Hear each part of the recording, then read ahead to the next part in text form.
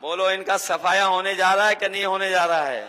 दुनिया में शायद इतना झूठ कोई नहीं बोलता होगा जितना भारतीय जनता पार्टी के लोग बोलते हैं।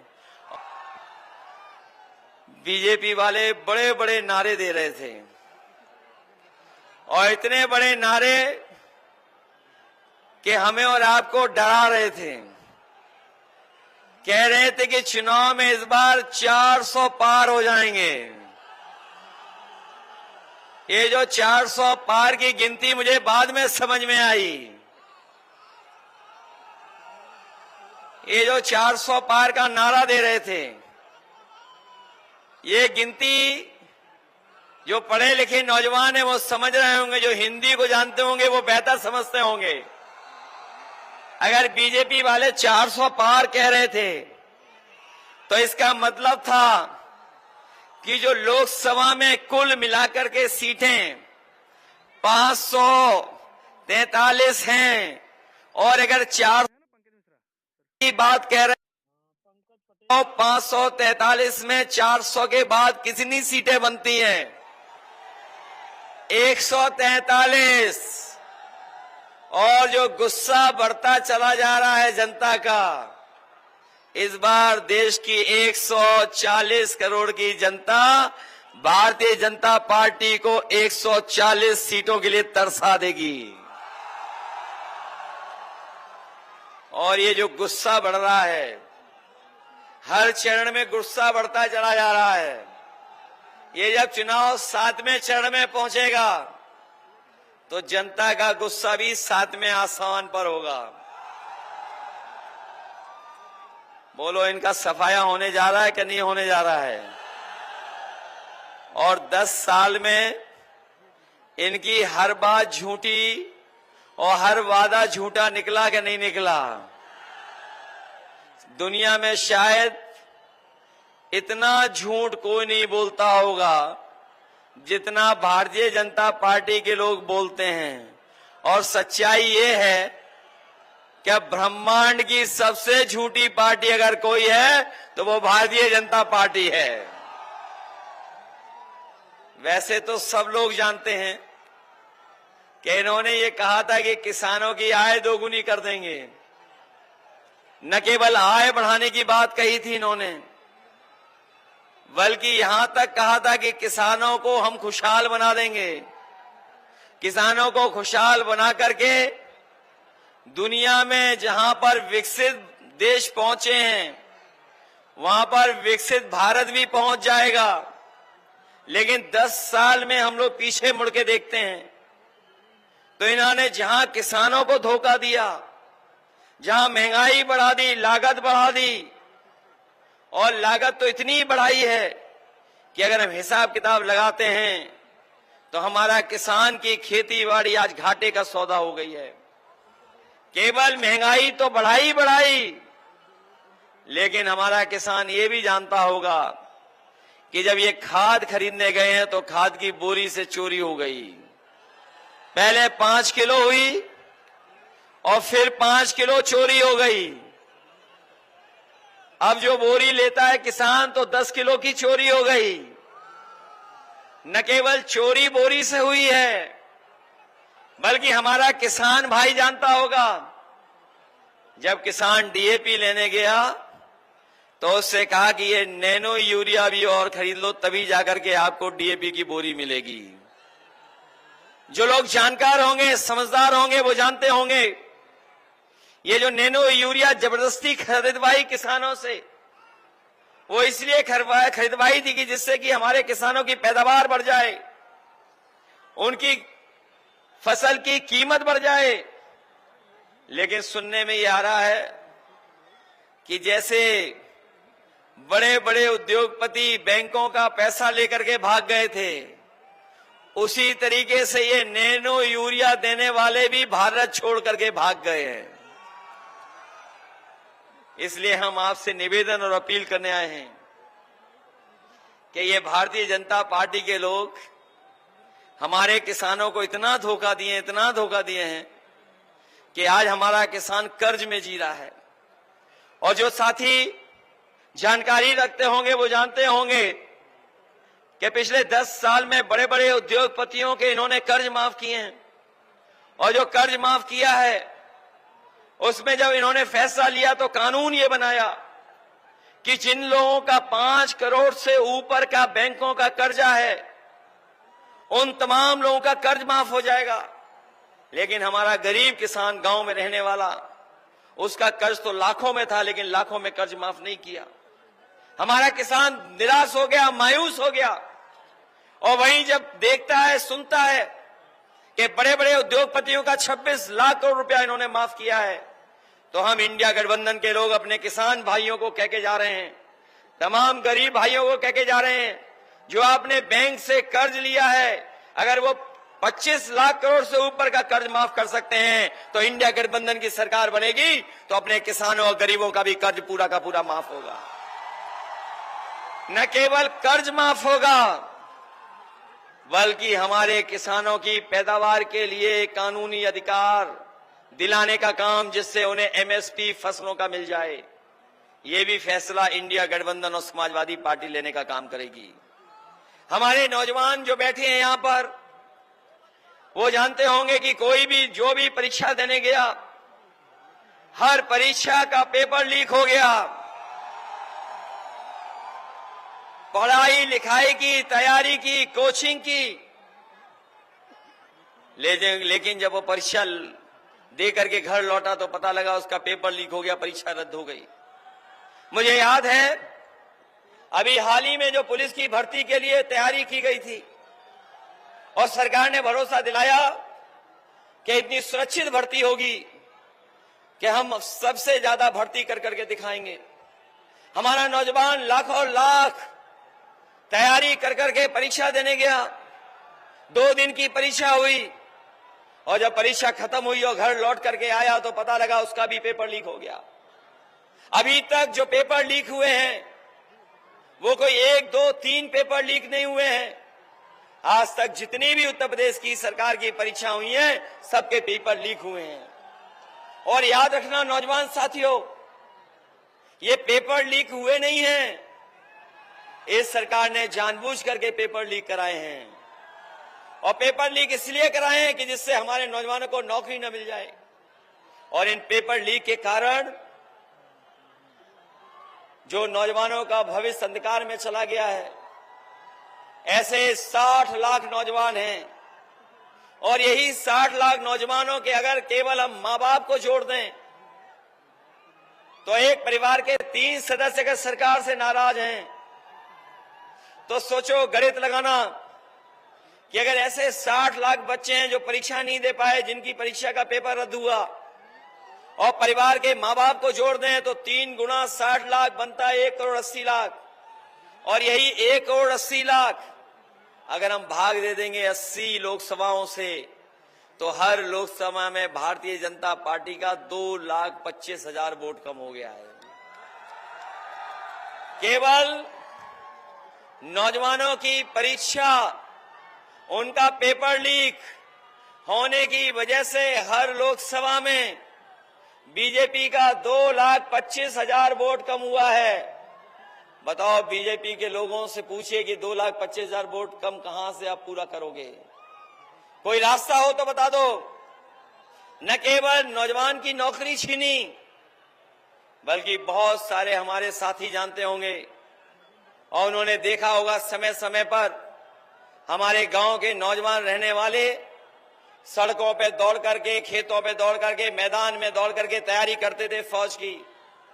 और वो सोचते थे कि अगर हम तैयारी कर लेंगे तो हमें पक्की वर्दी पहनने को मिल जाएगी, फौज की नौकरी मिल जाएगी। लेकिन इधर भारतीय जनता पार्टी ने फौज की नौकरी को भी आधा अधूरी नौकरी बना दिया। ये जो अग्निवीर व्यवस्था लागू कर करके 4 साल की नौकरी की है, हम अपने नौजवानों को भरोसा दिला के जा रहे हैं, सरकार बनने जा रही है, ये अग्निवीर हमेशा हमेशा के लिए खत्म हो जाएगी। जैसे पहले नौकरी मिलती थी, पक्की वर्दी और पक्की नौकरी देने का काम भी आने वाले समय में इंडिया गठबंधन सरकार में होगा। न केवल अग्निवीर व्यवस्था खत्म होगी, बल्कि 30 लाख सरकार की नौकरियां खाली हैं। जो सरकार ने नहीं भरी, वो इसलिए नहीं भरी कि नौकरी मिल जाएगी नौजवानों को। हम अपने नौजवानों से कह के जा रहे हैं कि सरकार की 30 लाख नौकरियों को आरक्षण का लागू कर करके अपने नौजवानों को वो नौकरी भी देने का काम होगा। इसलिए मदद करो, सहयोग करो, और इतना सहयोग करो, इतनी मदद करो कि भारतीय जनता पार्टी के लोगों की जमानतें जब्त हो जाएं। ये चुनाव जहां हमारे आपके भविष्य का है, वहीं हमारी आने वाली पीढ़ी के भविष्य का भी चुनाव है। न केवल भारतीय जनता पार्टी ने संविधान को खतरा पैदा किया है, बल्कि हमारे साथी जानते होंगे, इनकी सरकार में हमारी आपकी जान को भी खतरा पैदा हो गया। इन्होंने जबरदस्ती वैक्सीन लगवा दी, किसी को नहीं छोड़ा जिसको वैक्सीन न लगवा दी हो। और बाद में वैक्सीन वालों से इन्होंने चंदा वसूल लिया। बताओ, चंदा वसूला कि नहीं वसूला वैक्सीन वालों से? और सुनने में आया है कि वैक्सीन कंपनी कह रही है कि जो वैक्सीन हमने लगवा दी है वो वैक्सीन हम वापस ले लेंगे। बताओ, हमें कोई समझा दे, जो वैक्सीन शरीर में चली गई वो वापस कैसे ले लोगे आप? अगर कोई रास्ता हो तो बता दो हमें कि शरीर में लगी हुई वैक्सीन को आप वापस ले लेंगे। बताओ, आपकी हमारी जान को खतरा पैदा किया था कि नहीं किया था? और न केवल खतरा पैदा किया चंदा लेकर के, वसूल करके, बल्कि इन्होंने बड़ी बड़ी कंपनियों से पैसा वसूल लिया। और बड़ी कंपनियों से जो पैसा वसूला, उसी की वजह से महंगाई है आज। कोई अगर चंदा देता है तो हजारों में देता है, लाखों में देता है, कोई करोड़ों में चंदा नहीं देता है।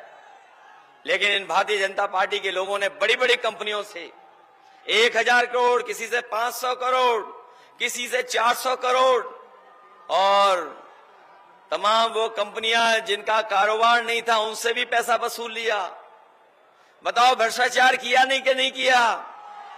न केवल भ्रष्टाचार किया है, जब से जनता जान गई इनके बारे में कि इन्होंने इलेक्टोरल बॉन्ड के नाम पर पैसा वसूला है, भारतीय जनता पार्टी की पोल तो खुली खुली है। इनका बैंड भी बज गया है कि आज मुंह दिखाने लायक नहीं है, न इलेक्टोरल बॉन्ड के बारे में बात करने लायक है। बताओ, महंगाई बढ़ा दी इन्होंने कि नहीं बढ़ा दी? डीजल पेट्रोल महंगा हुआ कि नहीं हुआ? और गैस सिलेंडर महंगा हो गया कि नहीं हो गया? और बाजार में जाओ, कभी बुखार की गोली खरीदना, बताओ दवाई महंगी हो गई कि नहीं हो गई? पहले बुखार ठीक हो जाता था 500 mg में, आजकल बुखार के लिए गोली देते हैं 650 mg की।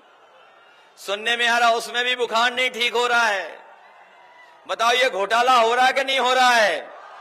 न केवल घोटाला और महंगाई हो रही, बल्कि हमारे नौजवान जानते होंगे कि 10 साल पहले मोटरसाइकिल कितने रुपए में आती थी और आज मोटरसाइकिल कितने रुपए में आती है? 1 लाख में हो गई कि नहीं हो गई? और इन लोगों ने न केवल मोटरसाइकिल की कीमत बढ़ाई है, बल्कि हर चीज महंगी कर दी है। और ये महंगाई इसलिए है कि मुनाफा कमा रहे हैं। ये मुनाफा कमाने से और भ्रष्टाचार की वजह से महंगाई है, याद रखना। इसलिए ये चुनाव बहुत अलग तरह का चुनाव होने जा रहा है। ये देश को बचाने का चुनाव है, संविधान को बचाने का चुनाव है। जिस तरीके से कभी संविधान मंथन हुआ था, उसी तरीके से संविधान मंथन होने जा रहा है।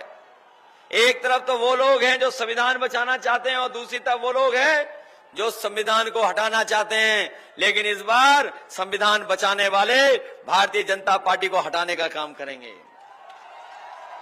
इसलिए मदद करिए आप सब लोग।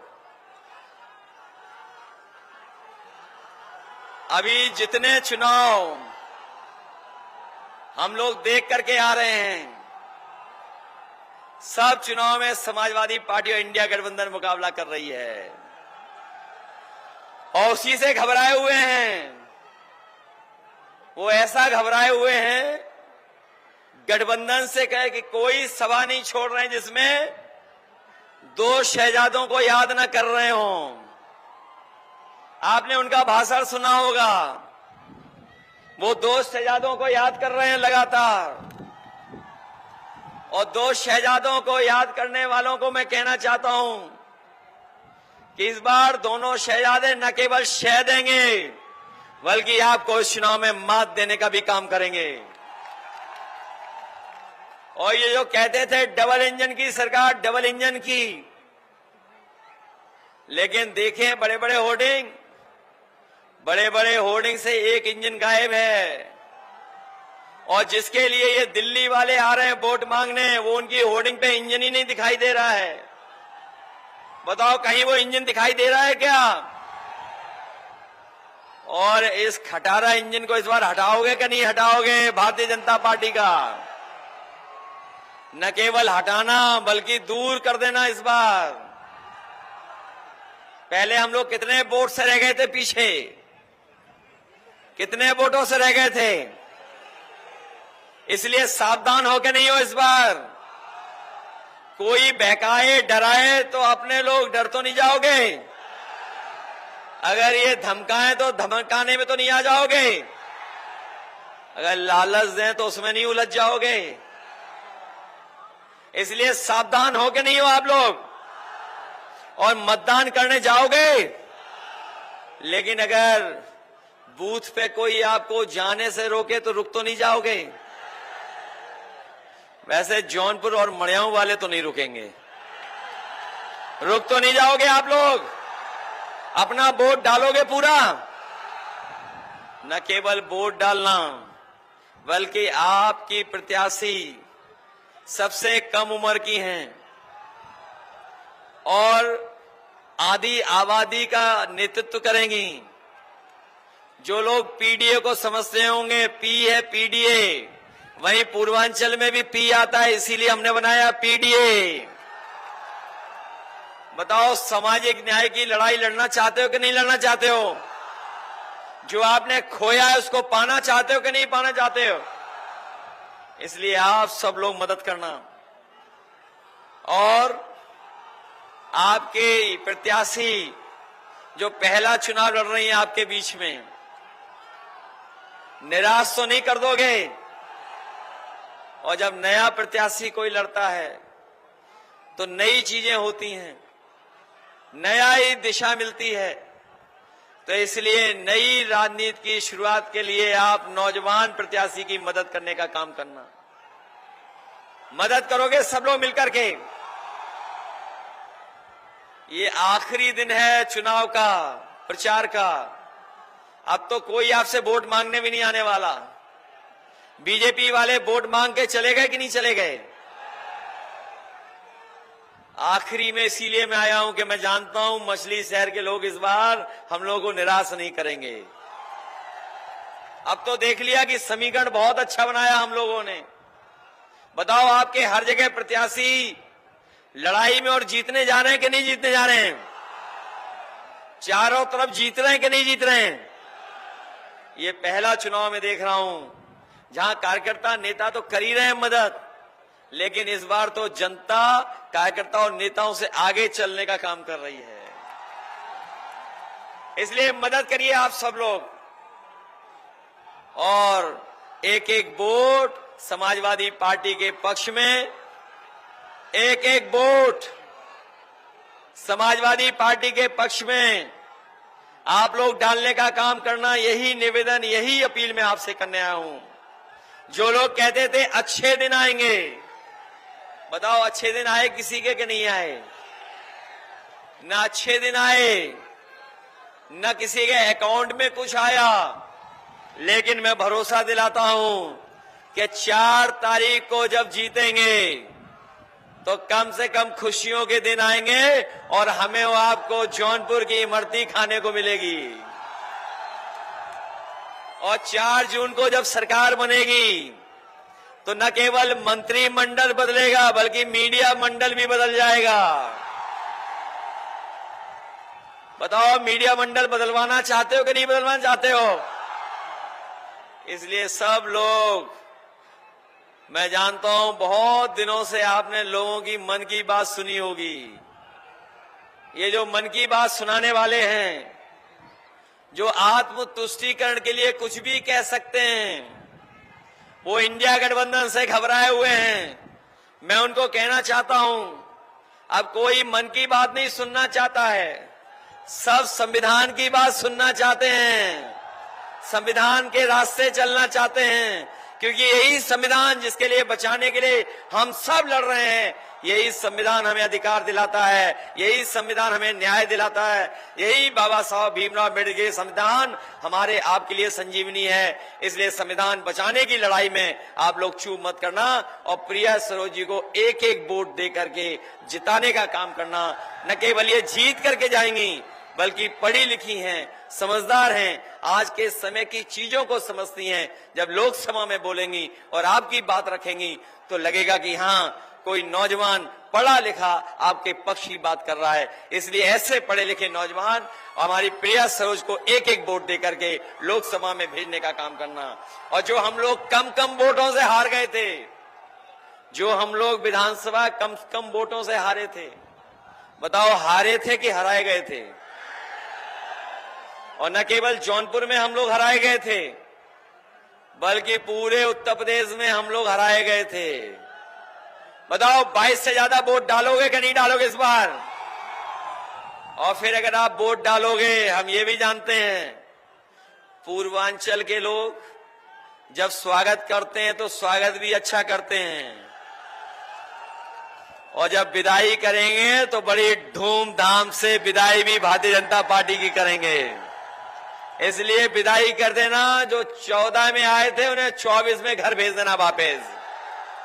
यही मैं निवेदन करने आया हूं। और मैं देख रहा हूं थोड़ा मौसम बदल गया है। हमने बहुत पढ़ा होगा क्लाइमेट चेंज के बारे में, लेकिन इस बार तो आपके वोट से पॉलिटिकल क्लाइमेट चेंज बदलने जा रहा है। पॉलिटिकल क्लाइमेट चेंज होने जा रहा है पूरे के पूरे देश का। इसलिए साइकिल को याद रखना और साइकिल की रफ्तार बढ़ा देना, यही निवेदन है, यही अपील में आप सबसे करना है। बहुत बहुत बधाई, बहुत बहुत धन्यवाद देता हूं आप सबका।